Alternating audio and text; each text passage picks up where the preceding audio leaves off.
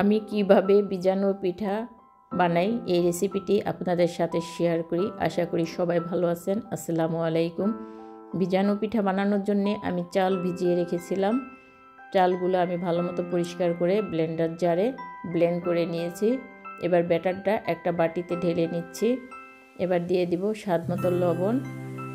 এবার আমি একটি চামচ দিয়ে এই ব্যাটারটা ভালো মতো মিশিয়ে নিচ্ছি। ব্যাটারটা একটু ঘন হয়ে গেছে, এবার একটু পানি মিশিয়ে নিব। এবার আবার একটু মিশিয়ে নিচ্ছি। ব্যাটারটা ঠিক এরকম হবে। এবার আমি ব্যাটারটা একটি সাইডে রেখে দিয়ে এবার আমি প্রথমে দুধটা জাল করে নিচ্ছি।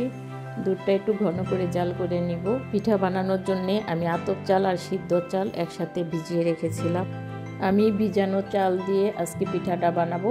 আপনারা চাইলে গুঁড়ি দিয়েও বানাতে পারেন, শুকনো গুঁড়ি দিয়ে। দুধটা আমার জাল দেওয়া হয়ে গেছে, একটি সাইডে রেখে দিচ্ছি। এবার আমি শিরাটা করে নিচ্ছি। শিরা করার জন্য পানি গরম করে নিয়েছি। এবার দিয়ে দিচ্ছি গুড়। মিষ্টিটা যে যেমন খান ঠিক ওই রকম দিয়ে নেবেন। আমার বাসায় একটু মিষ্টি বেশিই খাই, এজন্য গুড়টা আরেকটু আমি দিয়ে দিয়েছি। দিয়ে দিচ্ছি 4টা এলাচ। এবার আমি ভালো করে শিরাটা জাল করে নিচ্ছি, যাতে শিরাটা সুন্দর মতো জাল হয়। অনেক গুড় আছে, জাল দিলে পরে দুধ দিলে কেটে যায়, এই জন্য আমি দুধটা আলাদাই দেব। শিরাটা আলাদা করে নিচ্ছি, একসাথে মিশাচ্ছি না।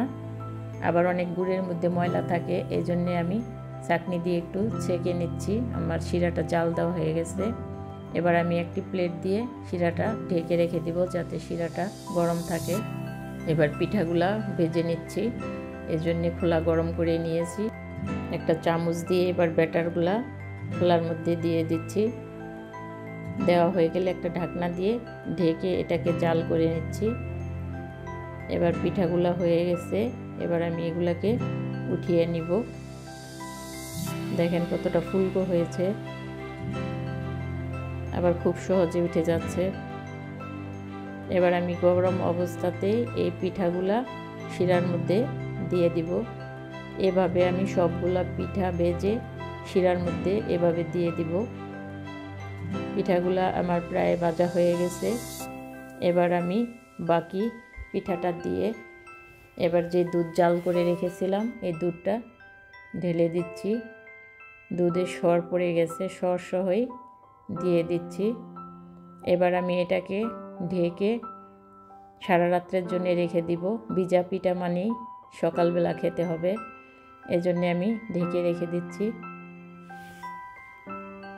এবার সকালবেলা আপনাদেরকে দেখাচ্ছি, শিরাটা একদম শুকিয়ে গেছে, পিঠাগুলা ভিজে ফুলে গেছে। এবার আপনাদেরকে উঠিয়ে দেখাচ্ছি, একটা ভেঙে দেখাবো যে কতটা সফট হয়েছে।